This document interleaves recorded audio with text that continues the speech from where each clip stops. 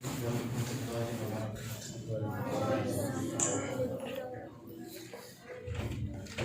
سورہ یوسف آیت نمبر 17، آیت نمبر 16۔ اعوذ باللہ السمیع العلیم من الشیطان الرجیم من ہمزہ ونفخہ ونفثہ۔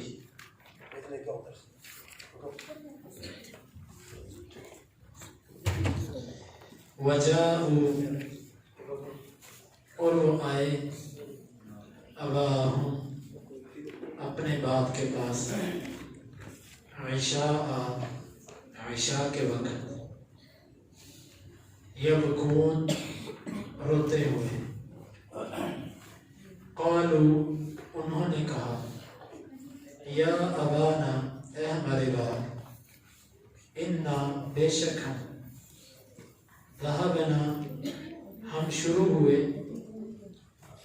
نستبق، ہم آگے نکل رہے تھے، وترکنا، اور ہم نے چھوڑ دیا، یوسف کو، عند متاعنا، اپنے سامان کے پاس، فأکلہ، بس اس کو کھا گیا، الذئب، بھیڑیا، وما انت، اور نہیں ہے تو، بمؤمن، یقین رکھنے والا، تصدیق کرنے والا، لنا، ہمارے لیے، ولو، اگرچہ، کنا، ہم ہوں، صادقین، سچے۔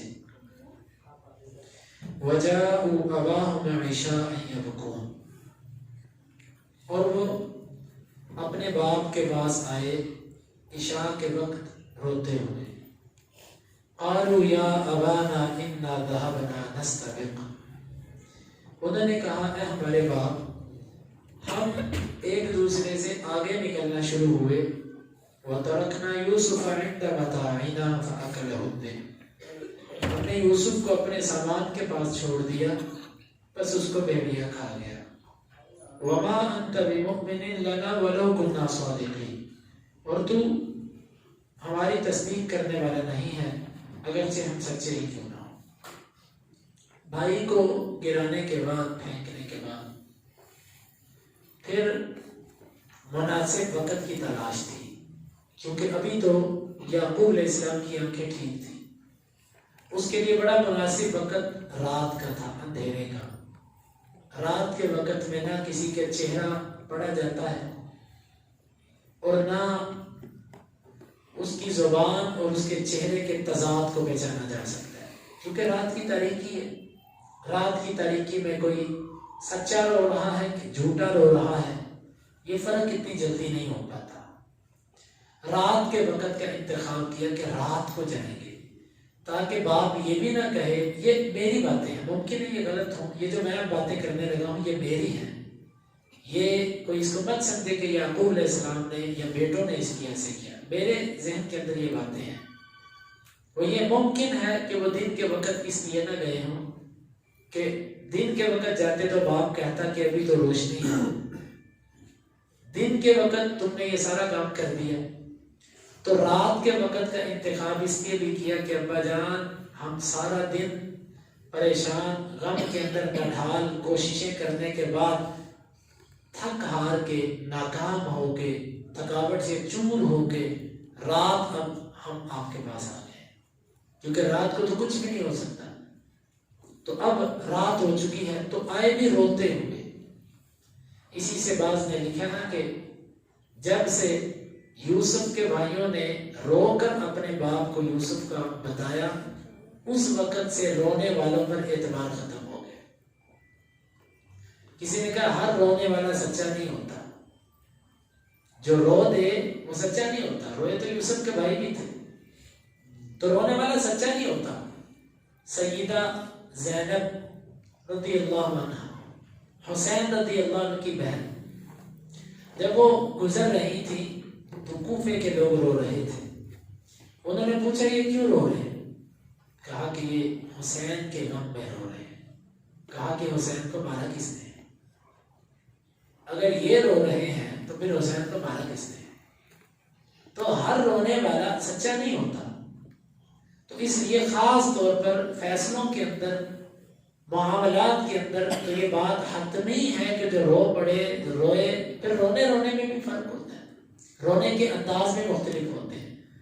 بہرحال یہ آئے، روئے اپنے باپ کے سامنے، رو کر ظاہر اپنا غم ظاہر کیا کہ ابا جان ہم خوش نہیں ہیں بھائی کی جدائی پر، ہمیں دکھ پہنچا ہے. اور کہانی یہ بیان کی کہ ہمارے سامنے بھیڑیے نے نہیں کھایا، ہمارے سامنے کھایا ہوتا تو بھیڑیے کی کیا ضرورت کہ ہم 10 گبرو جوانوں کے سامنے وہ بھیڑیا ہمارے چھوٹے بھائی کو کھا جائے. بس ہوا اس طرح کہ ہم نے دوڑ لگانا شروع کر دی. آپس میں جنگل میں گئے تھے، وہاں پہ ہم نے کہا چلو دوڑ لگاتے ہیں. تو یوسف چھوٹا تھا، وہ چونکہ ہمارے مقابلے پہ نہیں دوڑ سکتا، تو ہم نے اس کو یہ کہا کہ تو چھوٹا ہے، تجھ سے دوڑا نہیں جائے گا، تو سامان کے پاس بیٹھ. اس کو ہم نے ہمارا جو سامان تھا اس کے پاس بٹھایا تو ہم دوڑ لگانے کے لیے آگے نکل گئے. تو بس ابا جی پیچھے سے بھیڑیا آیا اور اس کو کھا گیا. اب بات بھی ایسی ہے کہ ابا جان جو ہے وہ ان کو اس موقع پر کچھ کہہ نہیں سکتے، لیکن ساتھ ہی ایک بہترین انداز بھی ان کا تھا کہ جس طرح کہ انہوں نے پیچھے باپ سے بات کرتے وقت یہ انداز اختیار کیا، یا ابانا ما لک لا تأمنا علی یوسف. ابا جی آپ کو کیا مسئلہ ہے، آپ یوسف کے مسئلے میں ہمیں امین کیوں نہیں جانتے؟ اور یہاں پر انداز کیا اختیار کیا، یہاں پر وما انت بمؤمن لنا ولو کنا صادقین. ہمیں پتہ ہے آپ نے ہماری بات کی تصدیق نہیں کرنی اگرچہ ہم سچے. اس انداز سے اپنے باپ کو انہوں نے آ کر قائل کیا. اور یہ بات حقیقت ہے کہ جو بندہ اکثر غلط بیانی کرنے والا ہوتا ہے، جھوٹا ہوتا ہے، وہ اکثر ایسی باتیں کرتا ہے کہ جی میں سچا ہوں نا، آپ نے میری بات کی تصدیق نہیں کرنی ہے، مجھے پتا ہے، لیکن مجھے پتا، میرے اللہ کو پتا میں کتنا سچا ہوں. اکثر طور پر حالات حاضرہ کو چھوڑ کے، موجودہ گواہیوں کو چھوڑ کے اللہ کی طرف اپنے معاملات کو لے جانے والے اکثر الا من رحم ربی، مگر ان لوگوں کے چند جن پر اللہ خاص رحم کرے، اکثر لوگ اس میں غلط بیانی کر رہے ہوتے ہیں. تو یہ یوسف علیہ السلام کے بھائی تھے جو آئے اور باپ کو آ کر یہ ساری داستان سنی. اب آپ دیکھیں کہ کتنا بڑا واقعہ انہوں نے کتنے عجیب انداز سے لا کر باپ کو سنا دیا. اب بوڑھے باپ پر کیا گزری، اس کی راتیں کیسی گزری، اور انہوں نے اس کی گواہی اور ثبوت کے طور پر کیا پیش کیا. ظاہر بات ہے خالی مجرد دعویٰ تو باپ کی عدالت میں قبول نہیں ہوگا نا. لیکن یہاں سے ایک بات سمجھ آتی ہے، اگر کسی کے اندر تھوڑی سی بھی عقل ہو تو وہ یہ سمجھ لے گا کہ انبیاء علم غیب نہیں جانتے. اگر انبیاء علم غیب جانتے ہوتے تو ان کے بیٹوں کو تو اتنا پتا ہوتا نا کہ ہمارا باپ تو علم غیب جانتا ہے. اب یہ نبی کے بیٹے ہیں، عقیدے میں تو جاہل نہیں ہو سکتے نا. عملی غلطی ہو سکتی ہے لیکن عقیدے میں تو جاہل نہیں ہے، تو مسلمان تھے.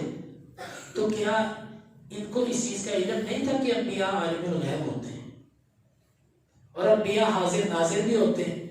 ہمارے ادھر تو بڑی دھوم دھام سے یہ عقیدہ پیش کیا جاتا ہے کہ جی انبیاء عالم الغیب ہیں، وہ علم غیب جانتے ہیں. انبیاء کیا، یہاں پر تو اولیاء، اور اولیاء کیا، اولیاء کی بلیاں، پیروں کی بلیاں بھی غیب جانتی ہیں. ایک پیر صاحب تھے، ان کی بلی مہمانوں کے آنے سے پہلے بتا دیتی تھی کہ اتنے مہمان آئیں گے، تو وہ جتنے میاؤں کرتی تھی اتنے مہمان آتے تھے. ایک دفعہ اس نے 7 دفعہ میاؤں کیا اور مہمان آگے 8.